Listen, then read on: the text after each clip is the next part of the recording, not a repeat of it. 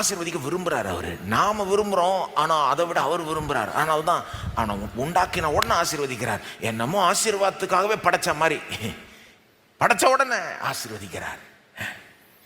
நீ நல்லா இருப்பன்றாரு. கட்டளை கொடுக்குறப்ப கூட உன் வாழ்க்கை நல்லா செழிக்கட்டும், மலரட்டும், முழுமை அடையட்டும், பூமியை நிரப்பு, கீழ்ப்படுத்தி ஆண்டுகொள்.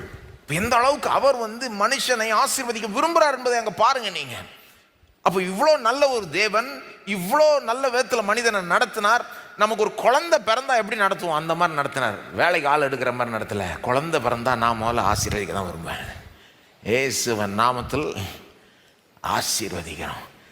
நம்ம ஊர் கலாச்சாரத்தில் திருமணமானா சிலர்லாம் பெற்றோர் பாதப்படியில் விழுந்து ஆசீர்வாதத்தை பெற்றுக்கிறாங்க. ஒரு பிள்ளைய போல நடத்துகிறாரு.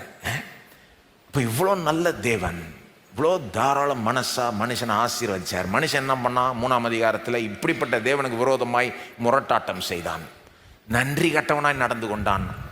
ஆதாம் ஏவாள் சுத்த நன்றி கட்ட விதத்தில் நடந்து கொண்டு இந்த தேவனுக்கு விரோதமாய் முரட்டாட்டம் செய்தார்கள்.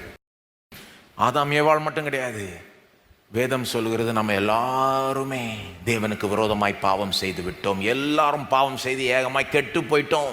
தேவனுடைய பார்வையில் எல்லாருமே பாவிகள்னு வேதம் சொல்லுது. சிலர் சொல்லுவாங்க, அது எப்படிங்க எல்லாரும் பாவிகள்? ஆமாங்க, பாவிகள் மட்டும் இல்லை, முரட்டாட்டம் செஞ்சிட்டோமா வேதம் சொல்லுது. தேவனுக்கு விரோதமாக துரோகம் செய்துட்டோன்ற மாதிரி சொல்லுது. எப்படின்னு கேட்டிங்கன்னா, நமக்கு ஜீவனையும் சுவாசத்தையும் கை காலையும் திறமை தாளந்து எல்லாத்தையும் கொடுத்த கடவுளை லேசாக எடுத்துக்கிட்டோம்.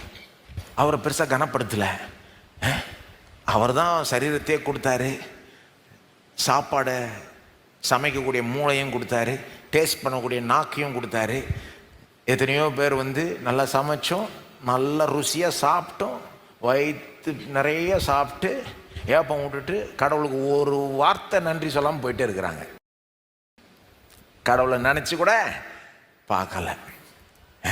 அது ஓகேயா? ஒன்றும் ப்ராப்ளம் கிடையாதா? கை கால் அவர் தான் கொடுத்தாரு, தாளந்து திறமை ஆற்றல்லாம் அவர் தான் கொடுத்தாரு, புத்தி அவர் தான் கொடுத்தாரு. இதை வச்சு தான் போய் நம்ம வேலை செஞ்சு சம்பாதிக்கிறோம். ஆனால் உலகத்தார் எப்படி பேசுகிறாங்கன்னா, சம்பாதிச்சுட்டு இது ஏன் பணம், இது ஏன் லைஃப், நான் என்ன விரும்புகிறேனோ நான் செய்வேன், என்ன கேட்குறதுக்கு இவங்க யார் அவங்க யார்? யாரும் என்ன கேட்க முடியாது, கடவுள் கூட என்ன கேட்க முடியாது. நான் விரும்புகிற மாதிரி தான் செய்வேன். ஆனால் கடவுள் தான் கை காலை கொடுத்தாரு, கடவுள் தான் தாளந்து திறமை ஆற்றல்லாம் கொடுத்தாரு.